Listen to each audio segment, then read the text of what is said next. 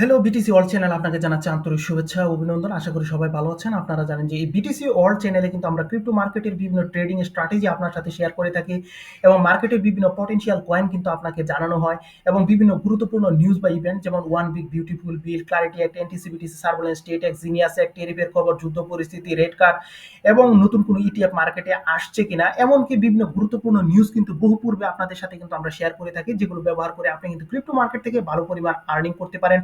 Overall আমরা কিন্তু fundamental এবং টেকনিক্যাল অ্যানালাইসিস সম্পর্কে কিন্তু আপনাকে একটি ধারণা দেওয়ার চেষ্টা করি। তো আজকে কিন্তু আমরা স্পেশাল দুটি বিষয় নিয়ে আলোচনা করব। আর এই দুটি বিষয় হচ্ছে আপনারা জানেন সিকিউরিটি এবং এক্সচেঞ্জ কমিশন ভার্সেস রিপলের মধ্যে কিন্তু একটা মামলা চলমান ছিল এবং এই মামলাটি কিন্তু গতকাল কিন্তু নিষ্পত্তি হয়েছে এবং এই মামলা নিষ্পত্তির ফলে এক্সআরপি কত ডলার হিট করতে পারে এবং বিশেষ করে 2025 সালের যে বুলরান, এই বুলরানে এক্সআরপি কত ডলার হিট করবে এবং এক্সআরপির ভবিষ্যৎ কিরকম, এই বিভিন্ন বিষয় নিয়ে কিন্তু আমরা কথা বলবো। এবং আমরা দ্বিতীয় যে বিষয়টা নিয়ে কথা বলবো তা হচ্ছে আপনারা জানেন ফেডারেল রিজার্ভ সিস্টেমে কিন্তু গতকাল স্টিফেন মিরনকে কিন্তু গভর্নর হিসাবে নিয়োগ দেওয়া হয়েছে এবং এই স্টিফেন মিরনকে কিন্তু ফেডারেল রিজার্ভ সিস্টেমে গভর্নর হিসেবে নিয়োগ দেওয়ার ফলে ক্রিপ্টো কারেন্সির উপর কিরকম প্রভাব পড়তে পারে এই দুটো বিষয় নিয়ে কিন্তু আমরা আলোচনা করব। তো আলোচনার পূর্বে প্রথমে চলুন আমরা বিভিন্ন নিউজ পেপারে দেখে নিই যে এই বিষয়ে কি বলা হয়েছে। প্রথমে আমরা দেখব নিউ ইয়র্ক টাইমস। তো এখানে দেখুন নিউ ইয়র্ক টাইমসে কি বলা হয়েছে, a loyalist inside the building, Trump's temporary Fed pick could have a lasting effect. So এখানে যে বিষয়টা বলা হয়েছে যে ট্রাম্পের যে ক্ষণস্থায়ীভাবে যে একজন গভর্নর যে নিয়োগ দিয়েছেন এটি কিন্তু দীর্ঘ পরিসরে একটা ভালো একটা ইফেক্ট কিন্তু নিয়ে আসতে পারে। তো এই কি ভালো ইফেক্ট নিয়ে আসতে পারে সে বিষয়টা নিয়ে কিন্তু আমরা কথা বলবো। তার পূর্বে আরেকটা নিউজ আমরা দেখি, রয়টার্সে দেখেন কি বলেছে, Trump picks Stephen Miran to fill open spot on Fed board.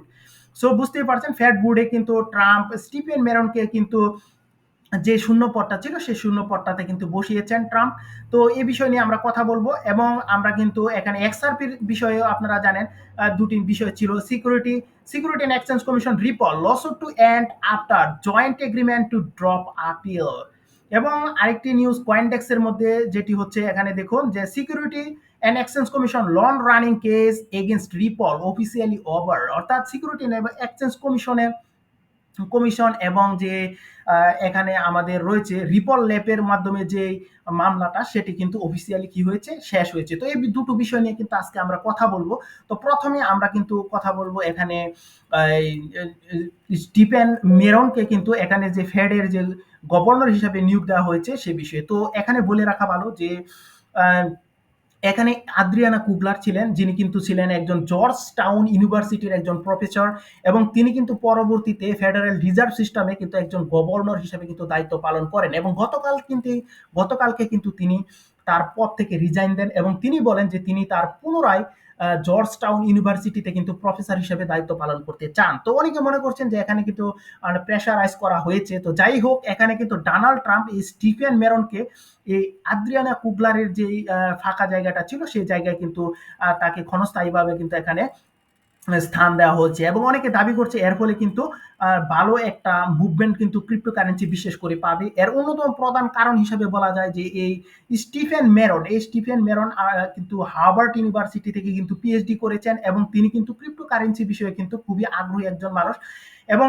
এজন্য অনেকে প্রত্যাশা করছে যে ক্রিপ্টোকারেন্সির মধ্যে ভালো একটা পজিটিভ মুভমেন্ট কিন্তু নিয়ে আসবে। এবং আপনারা জানেন যে ডোনাল্ড ট্রাম্প কিন্তু এই এখানে কিন্তু বারবার কিন্তু জেরোমি পাওয়েলকে কিন্তু রেড কাট করার জন্য কিন্তু প্রেশারাইজ করেছেন, যদিও কিন্তু এখানে জেরোমি পাওয়েল কিন্তু রেড কাট করেননি এবং তাও কিন্তু জেরোমি পাওয়েল জানিয়েছেন যে এবছর কিন্তু 3টি রেড কাট হতে পারে। তো এখানে হচ্ছে স্টিফেন মেরনকে কিন্তু ফেডারেল রিজার্ভ সিস্টেমে কিন্তু যোগদান করানো এবং এখানে জেরোমি পাওয়েল যে বলেছেন যে 3টি রেড কাট হতে পারে, এই বিষয়ের জন্য কিন্তু আমরা দেখেছি যে ক্রিপ্টো মার্কেটের মধ্যে বর্তমানে কিন্তু একটা বুলিশ মুভমেন্ট রয়েছে এবং এই বুলিশ মুভমেন্টটা কিন্তু অব্যাহত থাকার সম্ভাবনা কিন্তু এখানে রয়েছে এবং বিশেষ করে আশা করা যাচ্ছে যে ট্রাম্পের যে জিনিয়াস অ্যাক্ট রয়েছে, আপনারা জানেন এই যে স্টেবল কয়েন রিলেটেড যে জিনিয়াস অ্যাক্ট, যেখানে 1:1 রিজার্ভ রাখতে হয়, এমএল নিয়ম মানতে হয়, নিয়মিত অডিট দিতে হয় এবং এই বিষয়টা কিন্তু ক্রিপ্টোকারেন্সির জন্য একটা পজিটিভ বিষয় এবং এখানে ফেডারেল এবং রিজার্ভ সিস্টেমও যদি সেই পজিটিভ বিষয়টা নিয়ে আসতে পারে তাহলে কিন্তু ক্রিপ্টোকারেন্সির মধ্যে একটা নতুন অল টাইম হাই কিন্তু ক্রিয়েট হবে, সে বিষয়টা কিন্তু বলা যায়। এবং আপনাদের কিন্তু তাও জানিয়ে রাখি আমরা যে কয়েন গ্যাপ এবং অ্যাপেক্স স্ট্রিট এবং স্ট্যান্ডার্ড চার্টার্ড ব্যাংকের এভারেজ বিটকয়েন প্রাইস প্রেডিকশন কিন্তু প্রায় $2 লাখ উপরে রয়েছে। সো বুঝতেই পারছেন সামনে কিন্তু অবশ্যই একটা পটেনশিয়াল মুভমেন্ট রয়েছে। এবং এখানে তাও আবার জানিয়ে রাখা দরকার যে এখানে ডোনাল্ড ট্রাম্প কিন্তু 401 রিটায়ারমেন্ট প্ল্যানস এই যে আইনটা রয়েছে সে আইনও কিন্তু এখানে সাইন করেছেন, এবং যেখানে কিন্তু ক্রিপ্টোকারেন্সি রিলেটেড বিভিন্ন বিষয় অন্তর্ভুক্ত থাকবে। এবং আপনারা সবাই জানেন যে ওয়ান বিগ বিউটিফুল বিল থেকে কিন্তু 2.8 থেকে 3.3 ট্রিলিয়নের একটা বিশাল অংশ কিন্তু ক্রিপ্টো মার্কেটের মধ্যে আসতে যাচ্ছে। এবং টেরিফ নিয়ে যে নেগেটিভ ইস্যু ছিল সেই ইস্যু কিন্তু কাটিয়ে মার্কেটের মধ্যে একটা পজিটিভ ইস্যু ফিরে আসা শুরু হয়েছে। এর অন্যতম প্রধান কারণ হচ্ছে টেরিফ ইস্যু নিয়ে বিভিন্ন দেশের সাথে আলোচনা করে কিন্তু বিভিন্ন দেশ তাদের টেরিফের পরিমাণটা কিন্তু কমিয়ে আনতে সক্ষম হচ্ছে। তো আশা করা যাচ্ছে যে ট্রাম্পের এই স্টিফেন মেরনকে কিন্তু ফেডারেল রিজার্ভ সিস্টেমের যে একজন গভর্নর হিসাবে কিন্তু যে নিয়োগ দিয়েছে এটি কিন্তু অবশ্যই ক্রিপ্টোতে একটা বুলিশ মুভমেন্ট নিয়ে আসবে, এবং যেমনটি কিন্তু ইতিমধ্যে আমরা কিন্তু লক্ষ্য করেছি।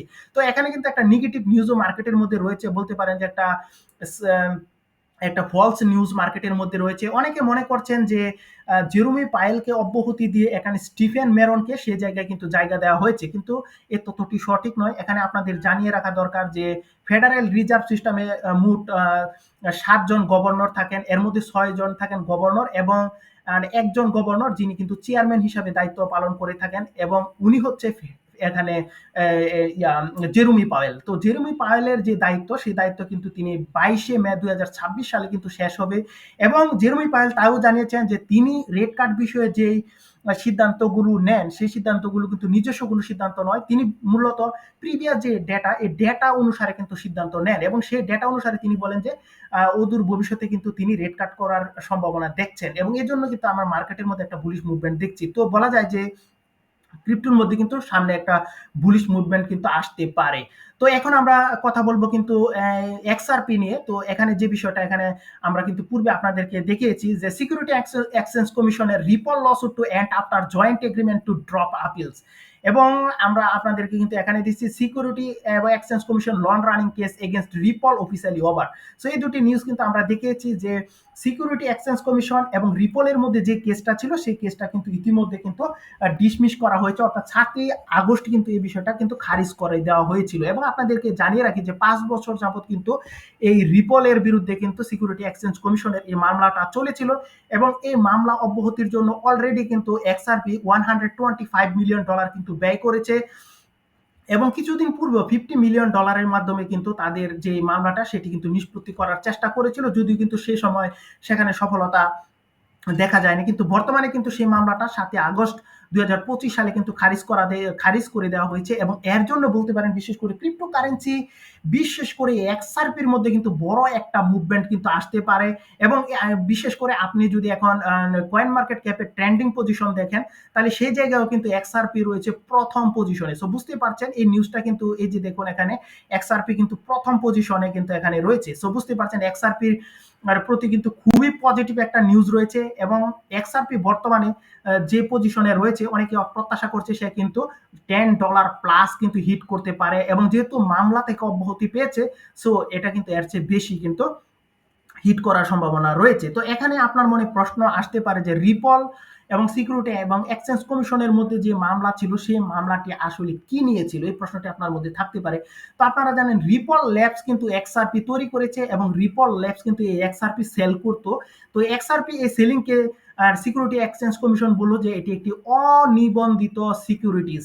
সো এজন্য কিন্তু একটি মামলা করা হয়, এবং এই মামলাটি কিন্তু চলমান ছিল, এবং আপনারা জানেন 7 আগস্ট কিন্তু সেখান থেকে একটা নিষ্পত্তি কিন্তু হয়ে যায়। এবং এখানে কিন্তু আপনারা জানেন লিগেল এক্সপার্ট ফ্যাট রেসপোলি বলেন যে যদিও মামলাটি কিন্তু এখানে নিষ্পত্তি হয়েছে তাও কিন্তু এটা আবার পুনর্জীবিত হতে পারে, এবং উনি বলেছেন এই ক্ষেত্রে 2টি কারণ ইনি দায়ী করেছেন। এর মধ্যে বলেছেন যারা প্রশাসনিক কর্মকর্তা রয়েছেন যারা ক্রিপ্টোকারেন্সি পছন্দ করেন না তারা কিন্তু এই মামলাটা আবার কিন্তু পুনর্জাগরিত করতে পারেন, এবং দ্বিতীয় কারণ হিসেবে তিনি বলেছেন যে ক্রিপ্টো রিলেটেড বিভিন্ন আইন যেমনটা এই যে আপনারা দেখেছেন genius act, clarity act, anti CBDC surveillance state act, one big beautiful, এই সকল বিভিন্ন বিল যদি পাশ করতে সক্ষম না হয় তাহলে অবশ্যই কিন্তু রিপলের এই মামলা পুনর্জাগরিত হতে পারে, এবং আপনারা ইতিমধ্যে জানেন এই সকল যে বিলগুলি কিন্তু পাশ হয়ে গিয়েছে। সো এই বিভিন্ন বিষয় যদি বলি তাহলে কিন্তু অবশ্যই এক্সআরপির সামনে কিন্তু একটা ব্রাইট ফিউচার রয়েছে, এবং আপনারা জানেন যে এক্সআরপি নিয়ে কিন্তু গতকালকেও কিন্তু আমরা কথা বলেছি। এক্সআরপি হলো একটা ক্রিপ্টোকারেন্সি যেটি তৈরি করেছে রিপল ল্যাব, যেটি মূলত ডিজাইন করা হয়েছে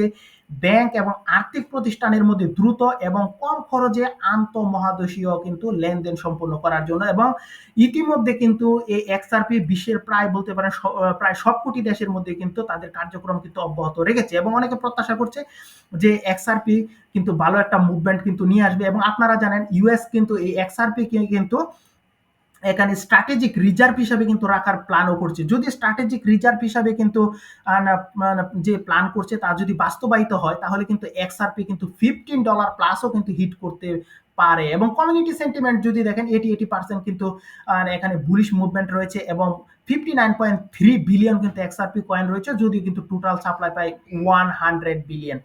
সো এই ছিল কিন্তু আজকে আমাদের ক্রিপ্টো মার্কেট নিয়ে বিভিন্ন গুরুত্বপূর্ণ নিউজ। তো এখানে প্রথম যে নিউজটা, যে ফেডারেল রিজার্ভ সিস্টেমে স্টিফেন মেরনকে নিয়োগ দেওয়া ক্রিপ্টো মার্কেটের জন্য বলতে পারেন একটা বড় মুভমেন্ট, এবং ক্রিপ্টো মার্কেটের মধ্যে একটা বুলিশ মুভমেন্ট নিয়ে আসবে নিঃসন্দেহে বলা যায়। এবং টেরিফের যে নেগেটিভ ইস্যু, সেই ইস্যুটা যদি কেটে যায় এবং রেড কার্ড যদি হয়, তাহলে অবশ্যই আপনি ভালো একটা মুভমেন্ট দেখবেন। এবং এক্সআরপির বিরুদ্ধে যে মামলা ছিল তা অব্যাহতি হয়েছে, এবং সামনে কোনো ধরনের বাধা এক্সআরপির মধ্যে আপাতত নেই, এবং প্রত্যাশা করা যাচ্ছে এক্সআরপি কিন্তু $10 to $15 হিট করতে পারে এরকম প্রত্যাশা করছে, এবং এই বিষয়টা কিন্তু আমরা অলরেডি লক্ষ্য করছি। তো এই ছিল আজকে আমাদের আলোচনা। তো সবাই ভালো থাকবেন, সুস্থ থাকবেন, অবশ্যই আমাদের এই বিটিসি ওয়ার্ল্ড চ্যানেলটি সাবস্ক্রাইব করে আমাদের পাশে থাকবেন। Bye bye.